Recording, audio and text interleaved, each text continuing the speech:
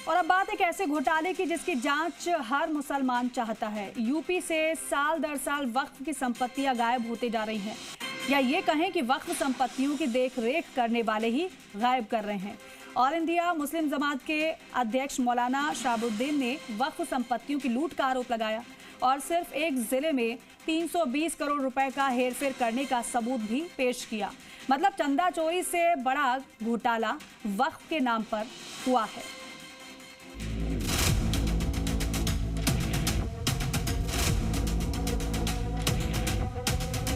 व्यक्तिगत स्वार्थ का ये अड्डे बने हुए, चंद लोगों के लिए लूट खसोट के अड्डे बने हुए। वक्त में लूट घोटालों का भांडा फूट गया। अखिलेश यादव इस बात को नहीं देख रहे हैं कि उनके शासनकाल में अरबों रुपये का वक्फ घोटाला किया है। कब्रिस्तान की जमीन साइकिल वाले विधायक जी का कब्जा। 3 मंजिला बिल्डिंग बनी है, कब्रिस्तान पे बनी हुई, और वो समाजवादी पार्टी के विधायक हैं। मौलाना के हाथों में ये महज कागजों का पुलिंदा नहीं, बल्कि वक्फ संपत्ति में हुए घोटाले का सबूत है। वक्फ में अब तक का सबसे बड़ा घोटाला हुआ, सिर्फ एक जिले में 320 करोड़ का घपला हुआ, जबकि यूपी में 75 जिले, पूरे यूपी में करीब 1.25 लाख करोड़ की वक्फ की संपत्ति है। ऑल इंडिया मुस्लिम जमात के राष्ट्रीय अध्यक्ष ने मुतवलियों पर करोड़ों रुपए के घपले का आरोप लगाया है। जिन लोगों पर वक्फ की संपत्ति की देखरेख का जिम्मत, उन्हीं लोगों ने वक्फ की अरबों रुपए की संपत्तियों को करोड़ों के भाव बेच दिया और पैसा डकार गए। मैंने 2 जगह के सबूत दिए हैं, पूरे उत्तर प्रदेश का सबूत नहीं दिया है, दे सकता हूँ, मगर अभी सिर्फ बरेली के 2 जगहों का।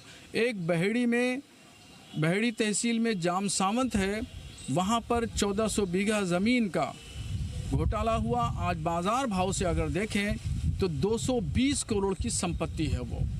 और दूसरा जो मैंने सबूत दिया है वो चंदपुर बिजपुरी का है, जहाँ पर 100 करोड़ की ज़मीन, चूँकि वो शहरी क्षेत्र में आती है इसलिए वो महंगी हुई और 100 करोड़ रुपए में उसको बेचा गया। वक्फ की संपत्ति बेचकर पैसों की ये लूट अखिलेश सरकार में हुई, लेकिन चंदा चोरी पर सवाल उठाने वाली समाजवादी पार्टी वक्फ घोटाले पर मौन है। बरेलवी ने अखिलेश राज में वक्फ के घोटाले का आरोप लगाया। योगी आदित्यनाथ से इसकी जांच की मांग की तो समाजवादी सबूत मांगने लगे। बरेलवी को टारगेट पर ले लिया, लेकिन मौलाना शहाबुद्दीन डरे नहीं, बल्कि वक्फ की संपत्ति की लूट का एक सबूत इकट्ठा कर बरेली के डीएम को सौंप दिया। वक्फ घोटाला का जब मैंने उजागर किया और मैंने ये बात कही, मुख्यमंत्री को लिख के चिट्ठी लिखी, जांच की मांग की, तो उस पर समाजवादी पार्टी के लोग मुझसे सबूत मांग रहे थे, प्रूफ मांग रहे थे। तो आज मैं सबूत और प्रूफ देने के लिए ज़िला अधिकारी साहब के यहाँ मैं आया हूँ और मैंने पेपर दे दिए हैं। बरेली ही नहीं बल्कि लखनऊ में भी हजारों वक्फ संपत्तियों के गायब होने का आरोप है। यूपी के जौनपुर, बाराबंकी, मुजफ्फरनगर, सहारनपुर, प्रयागराज में वक्फ संपत्तियों के रिकॉर्ड में हेरफेर और अवैध कब्जों का विवाद सामने आ चुका है और अब वक्फ माफिया के खिलाफ मौलाना खुलकर सामने आ गए। अगर वक्फ संपत्तियों की आमदनियों का और वक्फ संपत्तियों का सही इस्तेमाल होता तो आज मुसलमान का बच्चा धक्के नहीं खा रहा होता।